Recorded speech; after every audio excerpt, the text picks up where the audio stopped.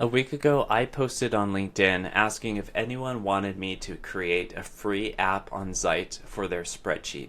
I am sick of using spreadsheets myself, and lots of people who use spreadsheets just wish that their life could be a little bit better. But they keep returning to spreadsheets because they're simple. They're simple to understand, they're simple to use, and you don't have to faff around with a database. While I don't recommend using Sheets as the backend for a critical business application, I do understand why people keep turning to them, and I think that Zite, shown on screen here, is the ultimate answer to people who just want to have their cake and eat it too with a spreadsheet. Because Zite allows you to build an application with a Google Sheet as your backend and do it so quickly that it doesn't really matter that it's not the ideal backend for your data. So with Zite, you can start with a spreadsheet, choose the spreadsheet that you want to connect to. You can tell it what you want to create, and it will create an app for you. And so I went on LinkedIn and I said, I'll do this for free for someone because it's so quick. It's not really going to be a big project for me to do. And I thought it'd be an interesting video to show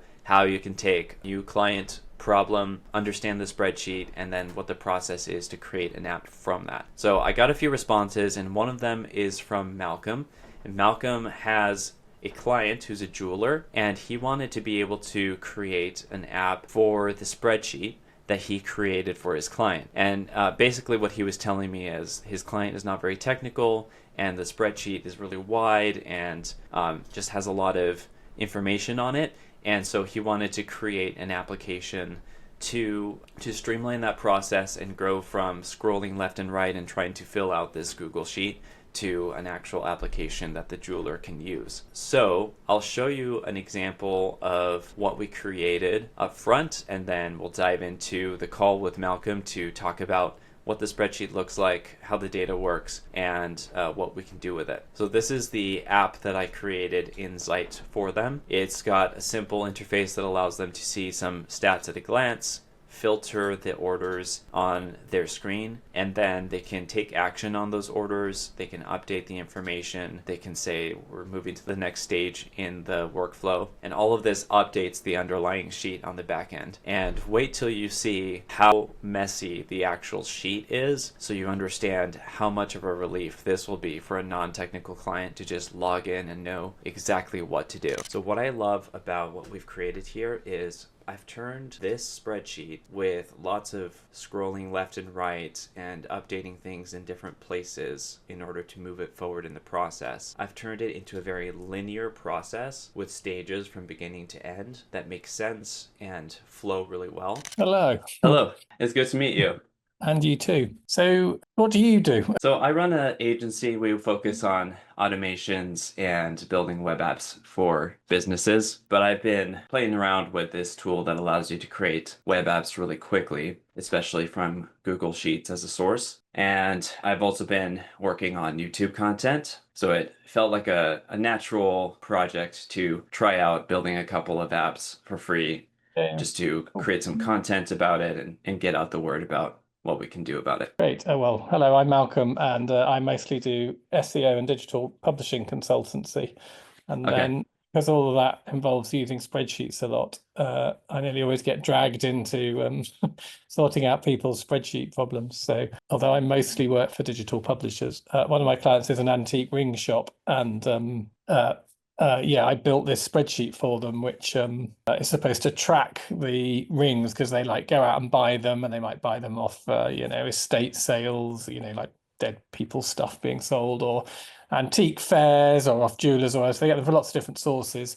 And sometimes they Okay. need a bit of repairing, and sometimes they don't. And then when the rings are bought, some people will want them resized to fit their hands, which is not a complex task, but there's all these rings therefore like coming into the business, and then some of them have to go back to the jeweler and then come back again, and the jeweler comes and picks them up once a week. So I built this spreadsheet to enable them to track it, and it works fairly well. It has a couple of bugs in of like edge cases I hadn't really considered, but I slowly sort of iron them out. But what's become clear is they don't really like looking at spreadsheets, and so if there is a way, therefore, to summarize the, I mean, if it were me, I would just write a filter and go, look at this tab every day, and it'll tell you what to do.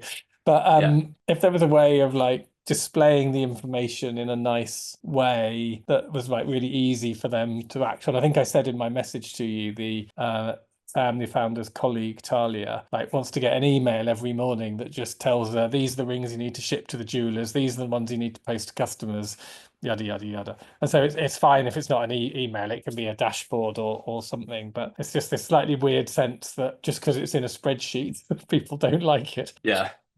So yeah, I guess that's our use case. If you can build a nice app on top of and they're finding the data entry in the spreadsheet, but like that's all fine. They can work their way left to right, and so you can't quite beautifully move left to right in the spreadsheet because some things need the jeweler columns and some don't. Okay. So yeah, so that's us. So if that helps you solve your problem and solve my problem, then great. All right, that's good to know for background information. So we've got order number on the left. Makes sense. It looks like you have some combined where you put them together. Is that just the client made multiple orders on the same day or something? Yes, that sort of thing. Yeah. It's obviously slightly annoying from a spreadsheet point of view, but yes, they're combined. Stock number. I So noticed there's one stock number for 2 orders here. yes, that is that is a slight complication that occasionally two rings can be combined together into one ring. Like if they're very similar Okay. rings damaged in different ways. It's a bit of an edge case, to be honest. It's not a Okay. What I'm thinking here is I want to figure out what is a good sort of unique ID if you're familiar with the concept. Yeah, so the stock number refers to a specific ring and in general ought to be unique. But you could see even in row 162, 192, was it? You just Uh-huh. scrolled past.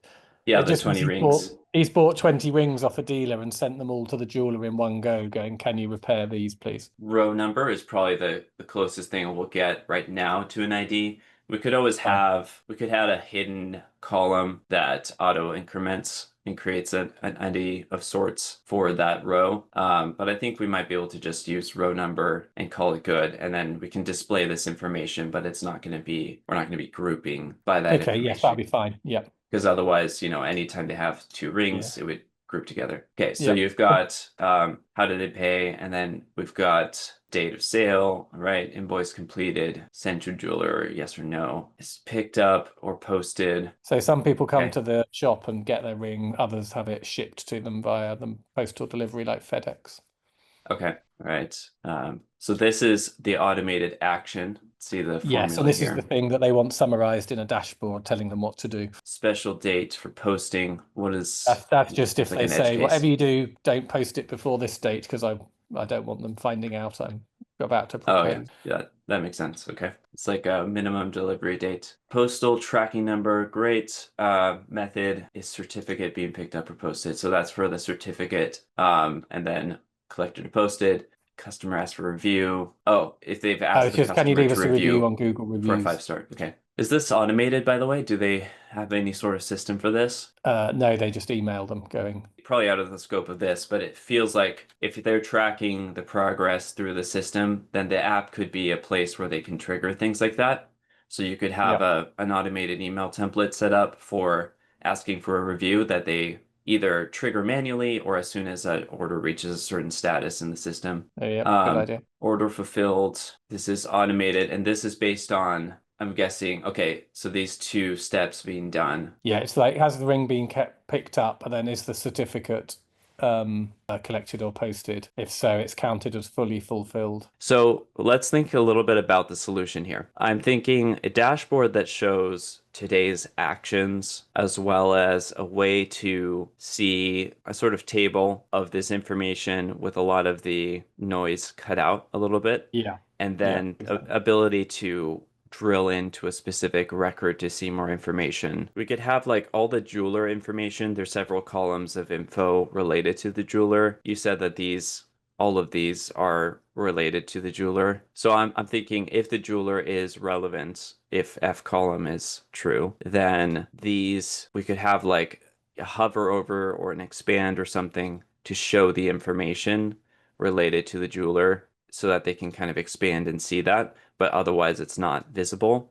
which solves some of that problem where you have to move it to the right because it's not always relevant. Yeah, and you can see the problem as we're using this. It's like we're having to jump left and right a lot and go up and down a lot. And you can see all of the Yeah, actions are just in because they've got quite large stock volume. I think I have a good enough understanding to start a app on this. So I'm going to go ahead and open this up and I'm going to connect the Google Sheet. It shows all the sheets. I'm going to tell it that we only need to use this one, new order tracking sheets. Okay. So I'm thinking two pieces. We're going to have a dashboard component, which shows a high level overview of the numbers of orders or rows in this case that are in various statuses. And then under that will be a table showing an overview of all of the orders, but filtered by default by certain things. Like I'm probably going to filter by default to order fulfilled is false. And then the filters are going to be something they can change, but it's going to be easy and relevant there. And maybe we'll have buttons that allow them to switch the view almost like tabs, so that they're not having to use a filter necessarily. It's just switching a view. So they could maybe switch from things that are fulfilled and might need a customer review to things that have an action they need to take to things that are on hold because at the jewelers, that type of thing. And we'll refine as we go as well. So let's start out with describing the dashboard component. So this is AI to build an app, usually using React and TypeScript. And then you can go in the code and edit it as well after it's generated. And it creates this app in a shareable format. So once it's created and you publish it, you can get the URL and you can just send it to someone. So really the skill is in being able to figure out what to create, how to work with the data model that you have, and then working and debugging the issues that the AI runs into. But yeah, it's the quickest way to turn a Google Sheet like this into a usable app. Clever. So we want to summarize the most relevant information. So I'm thinking items at the jeweler or orders at the jeweler. Orders with a pending action required. Orders within the last week identified by date of sale. I don't want to mess with your data model, so I'm just going to go ahead and let the app know what are the statuses that require an action versus not. Is not one of these options. Yeah. Okay. Which would be more useful, the order number or the stock number to display on the left to the user, or are they both useful? In theory, although there's two of them, either of them is unique to the row. So why don't we just choose order number because it's the first one? Okay. We could always do both. I want to avoid too many columns of information. Yeah, well, it just ends up being the spreadsheet again, doesn't it? So it feels like there's a order processing stage where they have to indicate what is going to be needed. Certificate needed, send to jeweler, method to pick up. Like there's a bit of data entry that goes into the beginning stages before they even do anything. Does that sound correct to you? Yeah, so there's some of it they don't know until the end. Okay.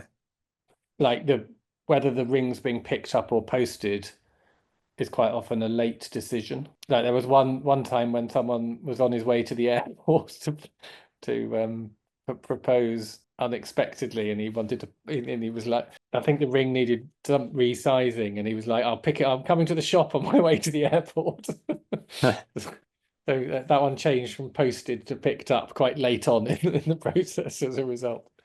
That's funny. All right, this is a good starting point. Order number, date of sale, send to jeweler, actions to take. I think including column Y Which one and is column that? AL, jeweler columns.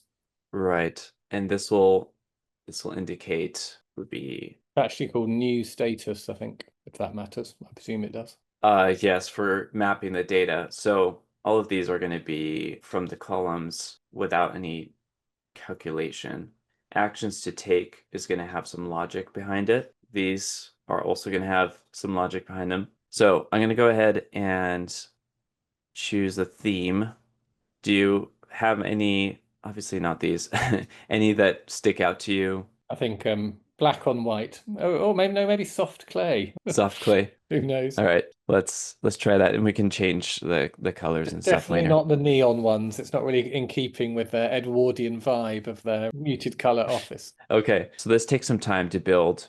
In the meantime, I want to dig into some of the logic for actions to take so that we be prepared for the next step here. So what I'm thinking is I'd like to kind of consolidate a lot of the information on what needs to be done next into one area so that they're not having to look across columns to figure out what they need to do next. So for actions to take, so complete invoice, show if And column E is not column true.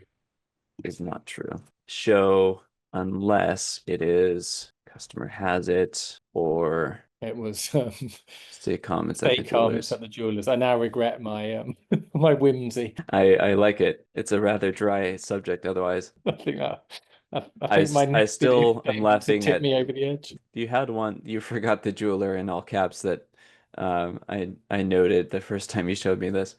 You forgot the jeweler. Okay. Yep. Certificate is needed. Certificate is needed. Column L is true. Column N is not true. Okay. Oh, that is not what I expected it to look like. That theme is a little bit cartoony. It's a little bit more candy than I thought. Yeah, yeah, candy shop is exactly what I think. Um, let's go ahead and change. You can just change the theme after as a prompt. I think we should do something a little bit more professional. Nordic minimalism. That sounds a little bit more in keeping with the vibe. Okay. This is good because we still have some thinking to do here. And I'm realizing we're about to hit an hour, so let me know if I need to let you go and work on more of this by myself. I can just record myself working on it and then get back to you. Yeah, what is your status on timing? Should we do 10 more minutes with me? Okay, sounds good. So this is a nice format for just quickly browsing the information. And I think, if we resolve some of the bugs that have already popped up and make this push data as well so that they can check these boxes and do all of that. That will already make a really big Yeah. difference. But this thing is clever, isn't it? Zite, however you pronounce it. Zite, yeah. Zite. So they're currently on a waitlist basis, but my plan is, my understanding is they want to get off of that soon and have it open up for public consumption. So what I would do is just have it hosted in my own Zite account for as long as is needed, and then as soon as you're able to actually get your own account or your client, I can save it as a template that you can clone on your end, and you'll just need to reconnect it to the sheet, and then you should be good to go.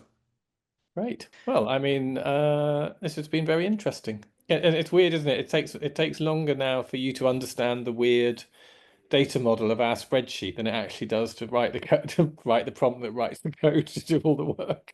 Right? Yes. That's the interesting part. I think 45 minutes in is when I started actually building this. Um, Yeah. yeah. Well, thank you so much for patiently explaining the systems to me, and I'm excited to get something of value to you soon. Great. Well, thank you, and likewise, thank you very much for your time. I think if we can crack this, they're going to find it very useful. If you need me to come back on a video, Hmm. that's also fine. I'll try and wear this shirt again for seamless continuity. No, that's okay. I will share the reality that we didn't finish in an hour. Okay. That's All fine. right. Have a good Okay. one. Thanks very much, Giovanni. Nice to meet you. You too. Bye. Cheers. Bye. All right, so I'm going to keep working on this app off of the call with the client. We spent an hour. It took about 45 minutes to just understand the sheet and the data model and what he wanted. And then for 15 minutes or so, we were trying to build it. So I'm going to focus on building right now, get to a usable prototype for him to test out, and then we'll do another call and work on it together. So what I see so far is we've got some functioning filters, not all of them function. We have these statuses, which the logic hasn't been built out yet, and I'm not sure how I feel about them because, for example, the jeweler status doesn't really matter if the ring is not being sent to the jeweler. So I'm trying to think about this process because it's a somewhat linear process, from left to right. There's certain steps that have to happen, but some of those steps might be skipped depending on the situation. And that's where we have the check boxes for, like, are we going to do this? Are we going to send it to the jeweler? Are we going to do a certificate?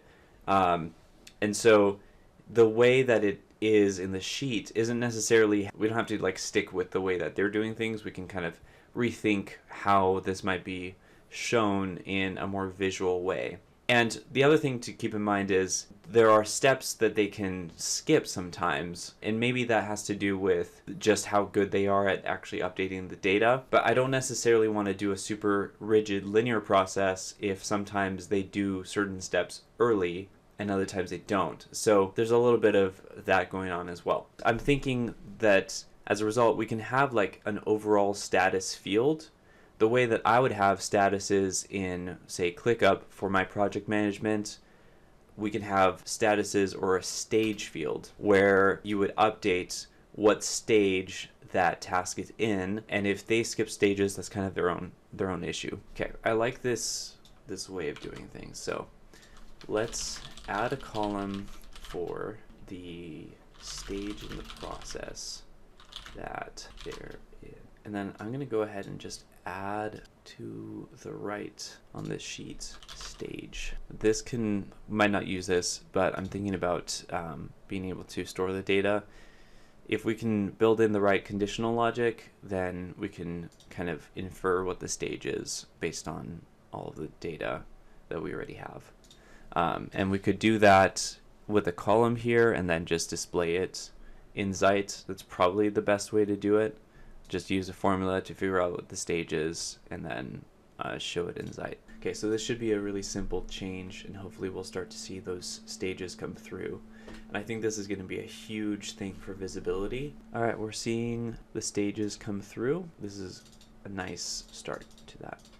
Okay, all right, so now I am about 4 hours into this project. It definitely took longer than I expected, but the main reason is it wasn't just a order tracking dashboard I wanted to make. I wanted to make something they could actually use from start to finish without even touching the underlying sheet. With that in mind, I mean, I've had a pretty long conversation with Zite. Mostly everything worked really, really well. There were a few issues that I had to sort out. For example, there were certain data format issues where it was only including columns that had numbers in them instead of ones that had text, or a couple of issues where I asked it to do something and it thought it did it, but it didn't. And in all of those cases, I was able to solve it by rephrasing the problem in a different way and showing a screenshot of the output in a couple of different attempts, and it worked. That's usually the case. If you're not able to actually get it to do what you need, you can always go into view code and open up the code for the specific area that's having trouble, and you can send it to another LLM, or you can read the code and debug it yourself. So there's always options for getting out of a loop. So I want to show you what I've created after about 4 hours. The first hour or so was me talking with the client, and then 3 hours or so of actually working on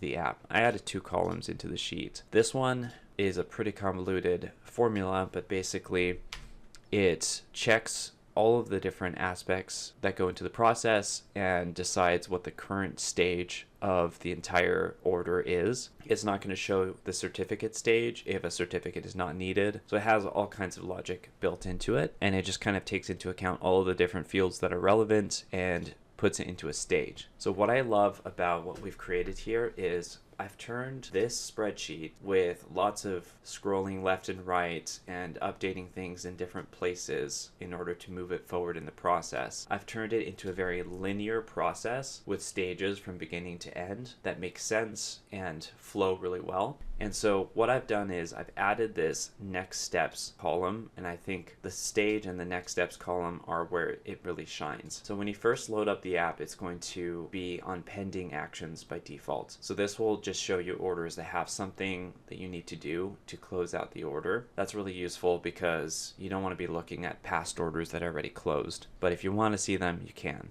So under pending actions, you can sort by the date of sale, you can sort by order number, you can sort by stage. You can also filter by stage. So let's say you want to deal with everything related to a jeweler, you can do that. You can go in here and sort by the jeweler stage and look at all the records in that stage. So this allows you to kind of batch similar orders, which is another way that people might like to work. Now, what I'm really excited about is this next steps column combined with the stage. So the idea is I want the employees to know exactly what they need to do next to move the order forward in the process. Because the feedback I heard from the client was, this spreadsheet is too convoluted. I just need to log in every day and know what I need to do that day. So this is an attempt to get to that. It's basically saying, here's the stage this is in, here are the actions you can take, and here's the next step in the process. So when you click this button, you're going to move that order forward in the stage by updating the column that's relevant to it. Like in this case, ring returned would set the status here to return from jeweler, which then would move this to the next stage of ring retrieval, which means the customer needs to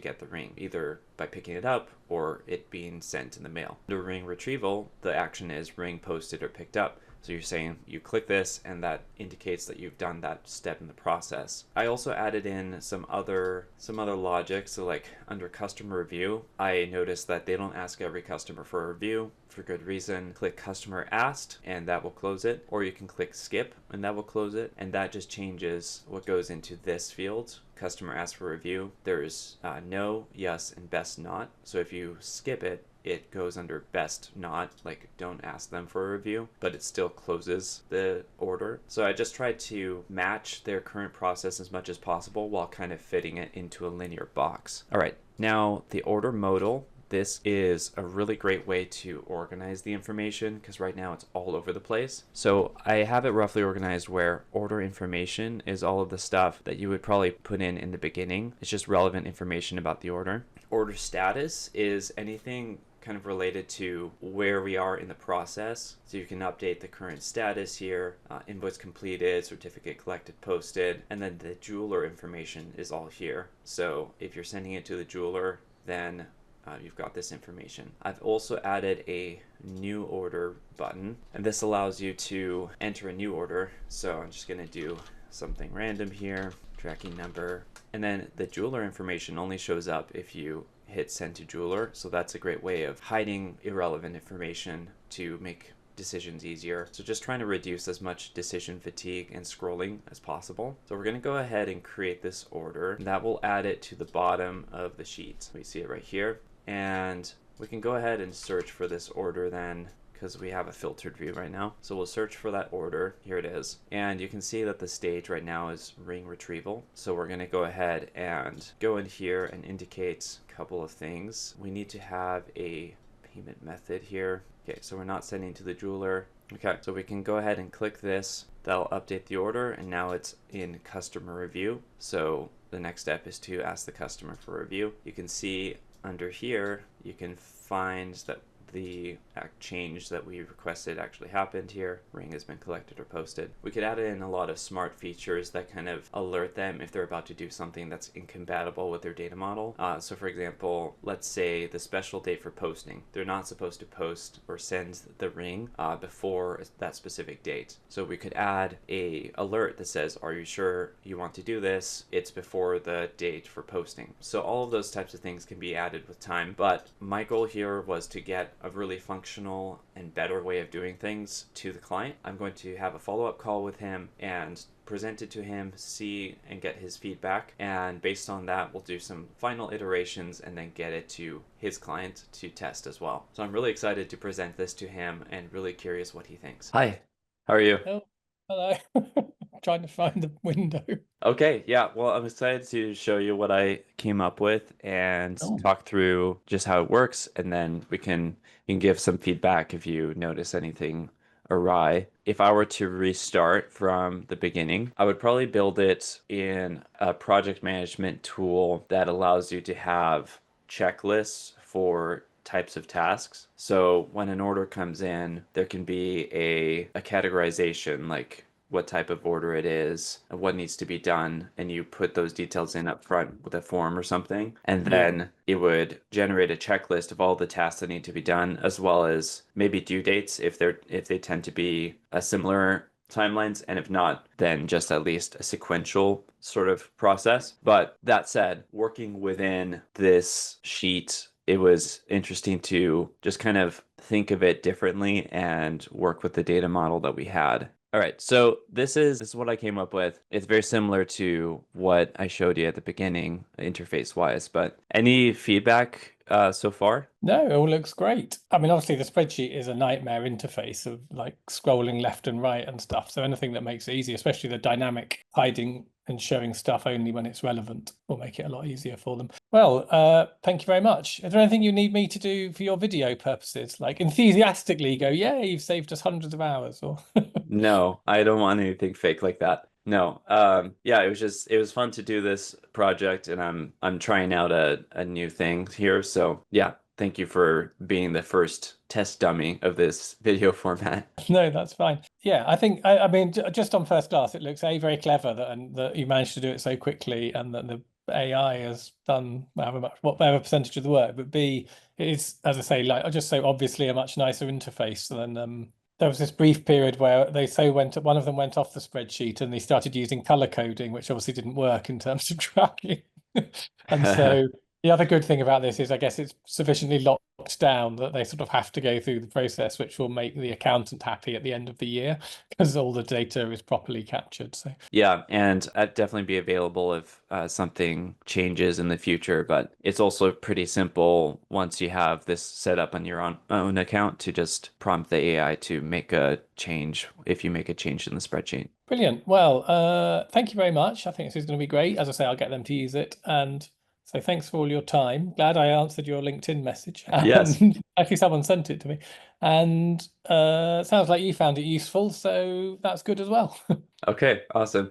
All right, well, it was great to meet you. Let me know what the client says, and I can be on standby to make some more edits. Okay, great. Brilliant. Have a good weekend, Giovanni. Thanks very much. You too. What was so interesting about doing this free project for Malcolm is that it made me think about all of the times that I've had to do a task that isn't my best work because of the constraints with that specific client. And it's always a frustrating experience. In this case, Malcolm doesn't actually do spreadsheets like this for a living. That's not what his core competency is. But he found a problem that the client was having and he went out of his way to fix it, which is really cool. And there are so many cases like this where the solution that you create is not the ideal solution and you know it, but it's better than nothing. So don't let perfection be the enemy of done, right? I'm really curious what you think of this video format. Should I do more of these? I have another interview next week with someone else who wanted a free app as well, so I'm going to be doing at least one more, but I'm curious if you want to dive deeper into making apps with Zite and learn more about how to do it, then you should watch my other video where I talk about Zite and all of the intricacies of its back end and front end, how it works, and how you can build really powerful apps with Zite, even if it doesn't integrate directly with the tool that you want to integrate with. So check out that video here, and I'll leave a link in the description as well. Thanks so much for watching, and have a great day.